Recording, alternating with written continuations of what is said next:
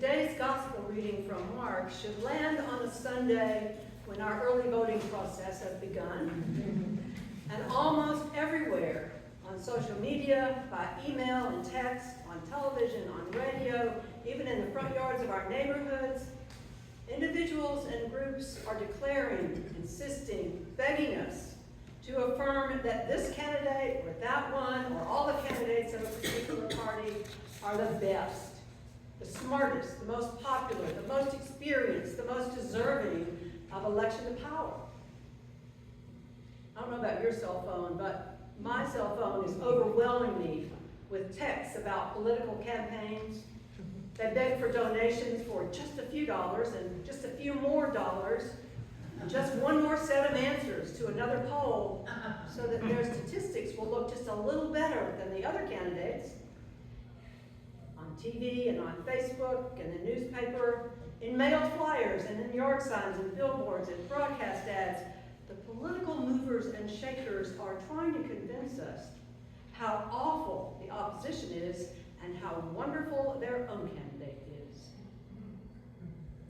All of this campaigning is a louder and grander version of what James and John sort of had in mind when they came to Jesus and said, in effect, "We want you to do what we ask. We want you to do what we ask. Just back us and smooth the way for us. You have the power, Jesus, and we have talent and experience. We're willing to work for you.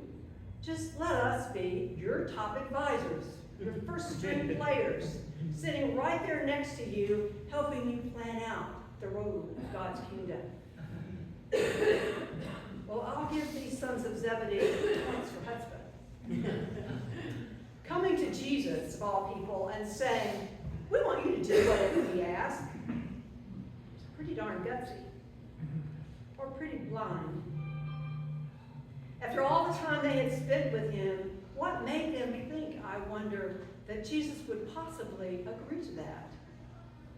Had he ever said yes that blindly to what his disciples wanted? And then to admit that what they wanted was to be the two top disciples? Did they think Jesus just wasn't a good strategist or something? That in his glory, which they anticipated would happen immediately once they arrived in Jerusalem, that he might need their advice? Perhaps this whole episode was just James and John's way of showing how invested they were in the peace and power that they thought Jesus would bring to Jerusalem. The puppets of Rome were overthrown when he showed up there.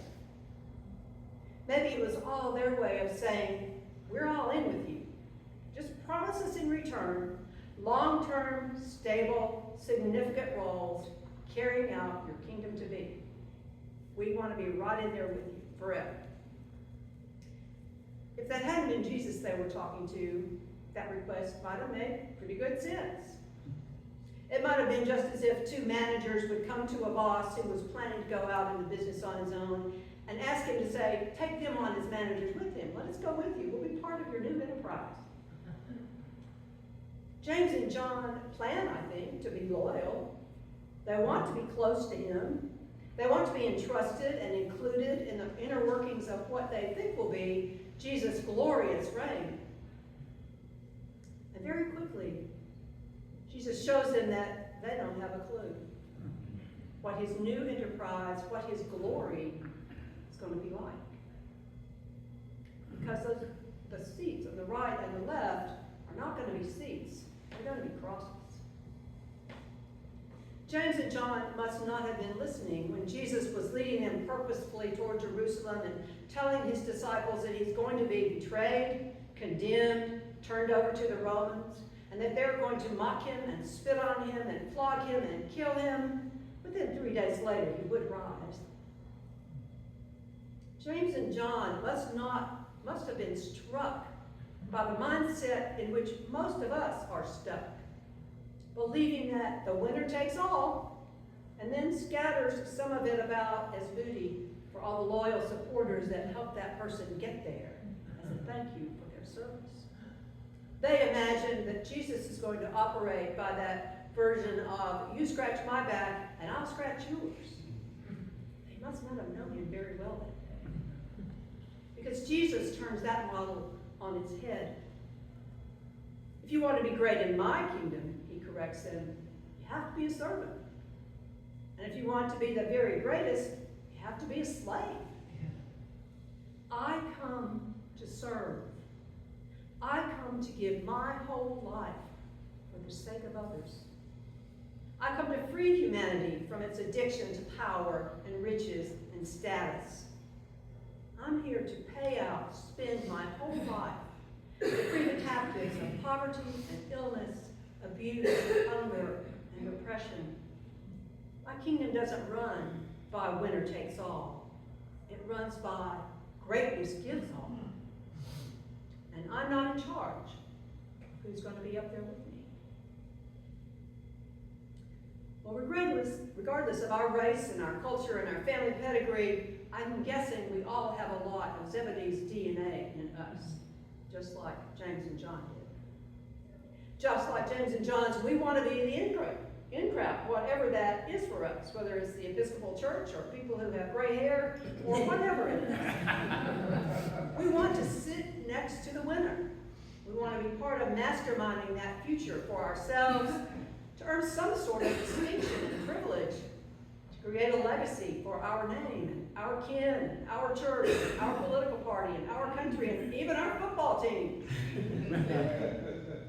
We want to be included as winners in every category by which human beings measure themselves. And unfortunately, many of us don't measure ourselves by how sinful we are. It's not a category we think we want to be winners in. But Jesus doesn't call us to sit at his right hand or at his left in earthly glory any more than he cottoned James and John to that. Those who would be placed next to him in Jerusalem were going to be hanging on those crosses, not sitting with him in a ruler's seat.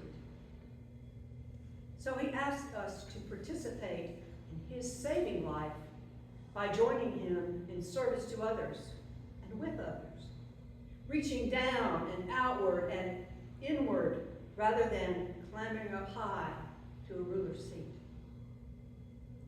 In other words, our place in Jesus' scheme of things is the place Jesus has opened up by living it himself, making intercession for others, living in partnership with God for the good of the world, suffering if need be, and ultimately rising. That was his part, and in our own ways, that is our part.